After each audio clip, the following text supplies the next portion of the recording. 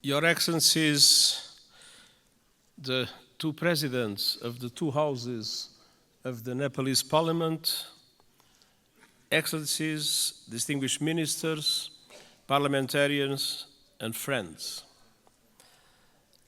Allow me, before I start, to express my deep gratitude for the wonderful hospitality that the government and the people of Nepal has provided to me during these 3 days. All the facilities that were put at my disposal have transformed this visit in an enormous success. I learned a lot, and I commit to use what I learned to support Nepal in your struggle against climate change and for development of your country.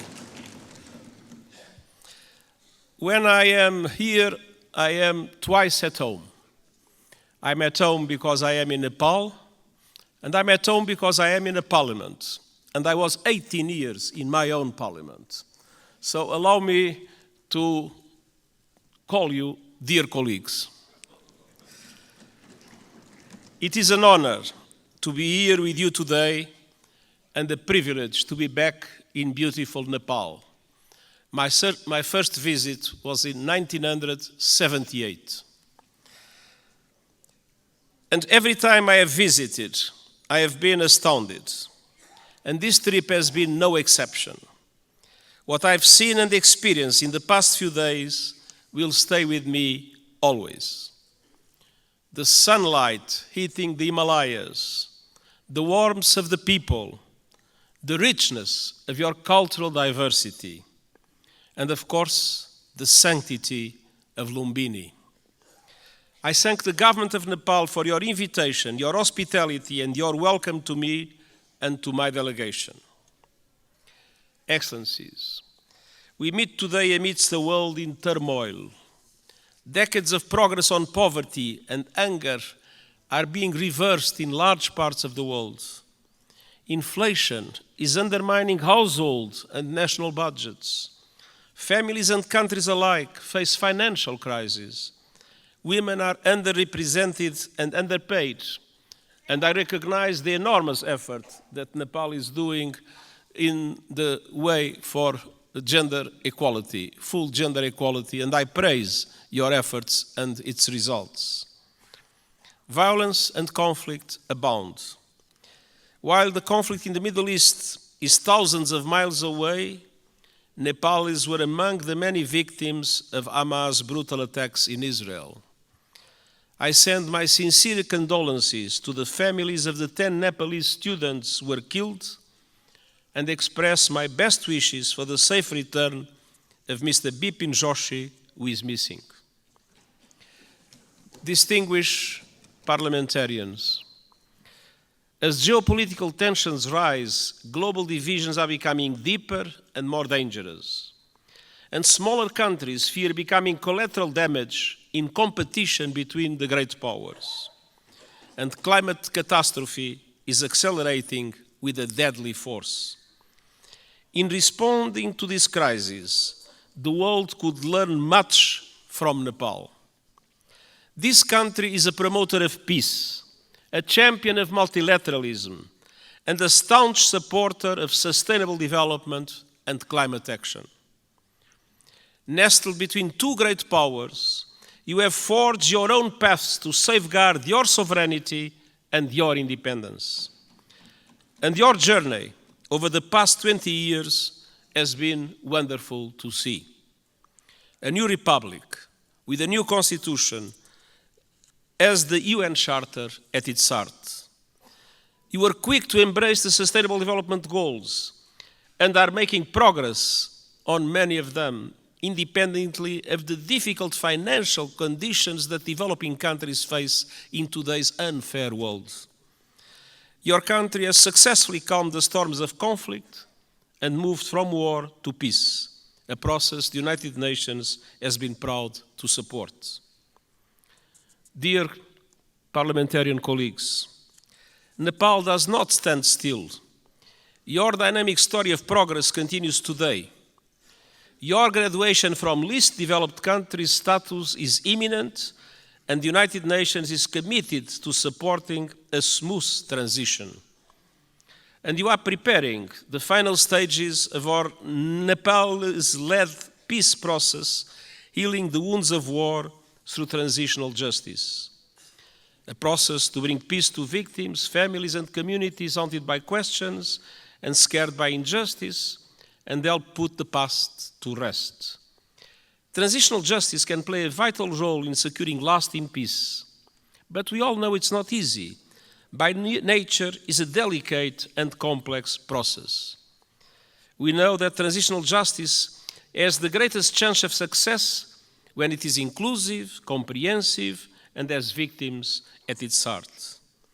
When it centers on truth, reparation, and justice, when women participate fully, and when all victims of human rights violations can find meaningful redress. And I welcome efforts here in Nepal to drive progress and find solutions in this regard. And I want to tell you are not alone. The United Nations, respecting the Nepalese leadership of this process, stands ready to support you with your victim-centered process and its implementation in line with international standards, your own Supreme Court's rulings. The United Nations and Nepal are old friends. Our cooperation runs deep. Nepal has long been a cherished member of the UN family and a powerful voice for developing countries, most recently as chair of the Least Developed Countries Group. And this relatively small country compared with the big powers has made an outsized contribution to international peace. Of all the countries on Earth, Nepal is the second largest contributor of troops to United Nations missions, military and police. I'm sincerely grateful to the Nepali people for their dedication, their courage, and their service in peacekeeping. And I would like to take a moment and ask for one moment of silence to honor those Nepalese who have lost their lives serving under the blue flag.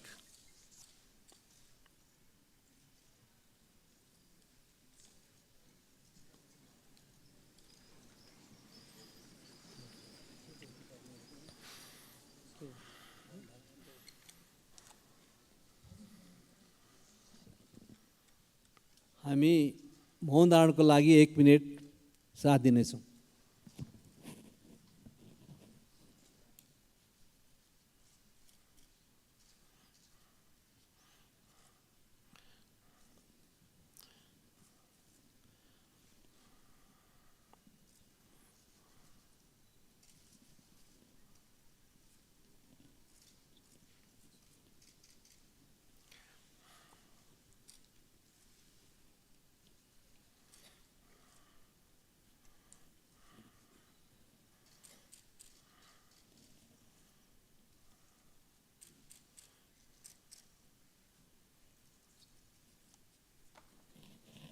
Thank you. Their memory will never be forgotten, and the United Nations is proud of the exceptional contribution of Nepalese soldiers and police officers in our peacekeeping missions. Dear parliamentarian colleagues, on climate action, Nepal is a frontrunner. You are on target to reach net zero emissions by 2045. Thanks to extraordinary reforestation efforts, trees now cover almost half of the country. And you are one of the pioneers of the Early Warning Systems for All initiative, which aims to protect every person on Earth by 2027. Yet, global crises are hitting Nepal hard, as they are developing countries around the world. The lingering effects of COVID-19 pandemic, inflation, and above all the climate crisis are threatening hard-won development gains and squeezing the funds available for investment. Nepal contributes a minimal fraction of a percent, 0.000%, to global emissions. But monsoons, storms, landslides are growing in force and ferocity, sweeping away crops, livestock, and entire villages, decimating economies and ruining lives. In August, landslides caused by heavy rains caused devastation and killed scores of people. And glaciers are melting at record levels. I was a witness. Nepal has lost close to a third of its ice in just over 30 years. The effect is devastating. Swollen lakes bursting, rivers and seas rising, cultures threatened, and mountainsides exposed, inflaming the risk of rockslides, landslides, and avalanche. Threats will continue mounting. Himalayan glaciers provide fresh water to over 1 billion people. As they shrink, so do river flows. In the future, now we have too much floods, but one day in the future, Himalayan rivers like the Indus, the Ganges, and the Brahmaputra will have their flow severely limited. Combined with saltwater intrusion, that will decimate deltas in this region and beyond. That could mean low-lying communities and entire countries erased forever. Millions of people on the move and fierce competition for water and land. Nepal is now one of the countries that is suffering the most, but other South Asian countries might become in the future terrible victims of the receding glaciers of Nepal. Dear parliamentarian colleagues, what is happening in this country as a result of climate change is an appalling injustice and a searing indictment of the fossil fuel age. I am deeply concerned by those communities in Nepal facing the brutal impacts of the climate crisis. The United Nations stands with them. The world must do the same. That was one of the reasons why I took profit of my visit to the Everest base camp to issue a video for the whole world showing the drama of receding glaciers and the impacts that will have in the future. Nepal and other developing countries need far greater international support to aid development, accelerate climate action, and weather the current global storms. I have proposed a Sustainable Development Goals stimulus that would release at least $500 billion a year in affordable long-term finance for sustainable development and climate action in developing countries like Nepal. Member States welcomed the proposal at the General Assembly last month and committed to advance it. I call on them to take action now to make these commitments a reality. Unfortunately, in our world, many times people announce commitments and then do not implement those commitments. These commitments about finance for developing countries and climate action must be implemented. I urge leaders to act on climate without delay, with the biggest emitters leading from the front. All countries must put the acceleration agenda I propose into effect to limit the rise in global temperature to 1.5 degrees Celsius. And they must make COP28 count with a strong outcome building on the so-called global stocktake. And we also need to deliver climate justice. Developed countries must honor the promise of $100 billion a year to support developing countries in climate, and double adaptation finance as a first step of devoting half of climate finance to adaptation. Investment in the resilience of communities, in the resilience of infrastructure is today a must, because climate change impacts are not a problem of the future, they are felt today by the populations, and it is today that developed countries must support countries like Nepal to do the necessary investments in that regard. The most vulnerable must be at the center of efforts to build climate resilience. And all parties must operationalize the landmark loss and damage fund at COP28 this year. There is loss and there is damage. You can see it in Nepal. There must be a compensation for it. The Nepalese people depend on it. For families that have lost their home to storms, for communities forced to abandon their villages by rising rivers, Loss and damage is not a negotiating point or a bureaucratic abstraction, it is a lifeline. Dear parliamentarian colleagues, Nepal has long been a friend to the international system, and today their system is in dire need of refresh, revitalization and reform. The world is in a state of flux. It is moving towards multipolarity, and that is a good thing. A multipolar world provides new opportunities for leadership and balance on the global stage. But this new dynamic requires strong multilateral institutions to maintain peace. History shows us that. At the beginning of the 20th century, Europe was multipolar, but without strong multilateral institutions, it descended into war that engulfed the world. That is not a risk we can take. We need strong international reformed institutions that reflect the realities of today. But ours, like the Security Council or the Bretton Woods system, mirror the world in which they were founded almost 80 years ago.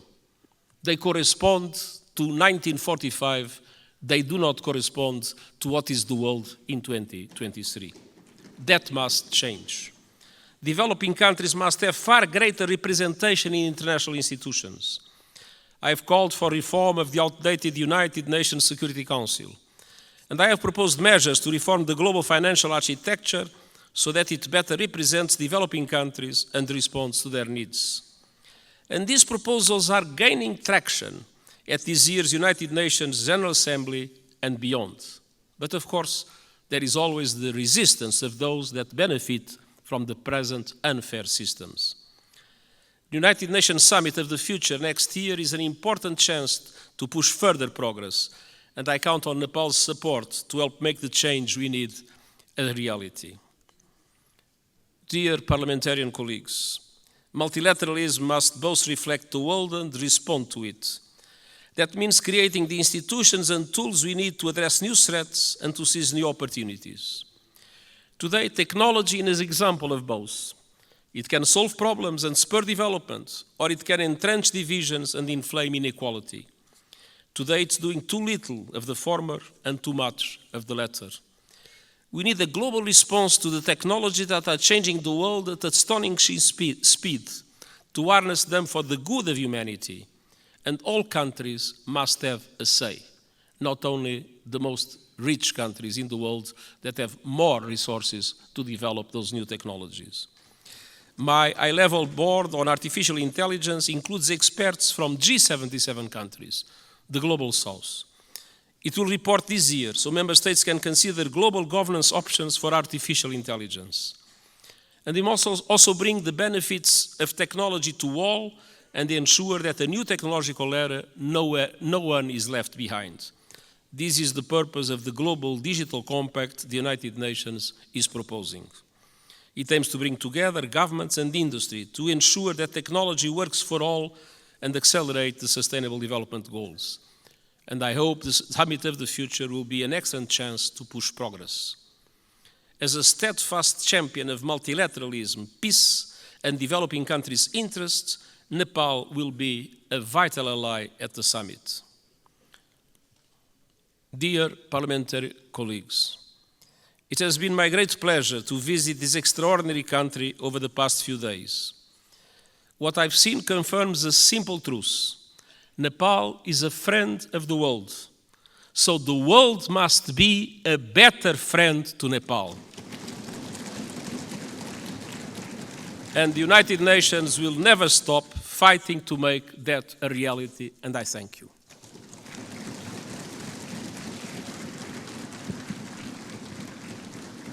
अब म महामहिम Antonio गुटेरेसलाई आसन ग्रहण गर्न आग्रह गर्दछु. Now I would like to request his excellency to be seated. माननीय सदस्यहरू, संयुक्त राष्ट्रसङ्घका महासचिव महामहिमबाट आज सङ्घीय संसदको दुवै सदनको संयुक्त बैठकलाई भएको सम्बोधनप्रति निम्नलिखित धन्यवाद प्रस्ताव प्रस्तुत गर्दछु. धन्यवाद प्रस्ताव. संयुक्त राष्ट्रसङ्घका महासचिव महामहिम एन्टोनियो गुटेरेसबाट नेपालको सङ्घीय संसदको दुवै सदनको संयुक्त बैठकलाई गर्नुभएको सम्बोधनको लागि संयुक्त सदनको यो बैठक महामहिमप्रति धन्यवाद ज्ञापन गर्दछ.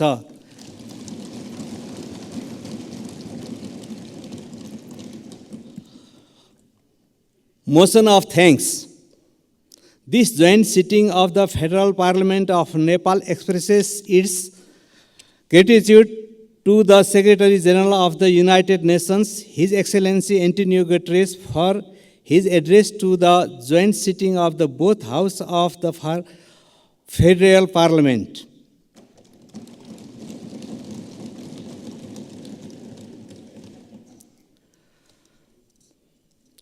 माननीय सदस्यहरू, उक्त धन्यवादको प्रस्तावलाई सहमति जनाइदिनु हुन म आग्रह गर्दछु।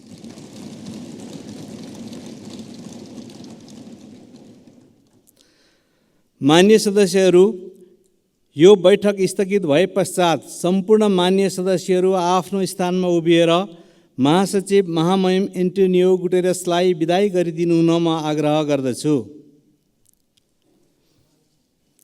माननीय सदस्यहरू, संघीय संसदको दुवै सदनको संयुक्त बैठक यही स्थगित हुन्छ।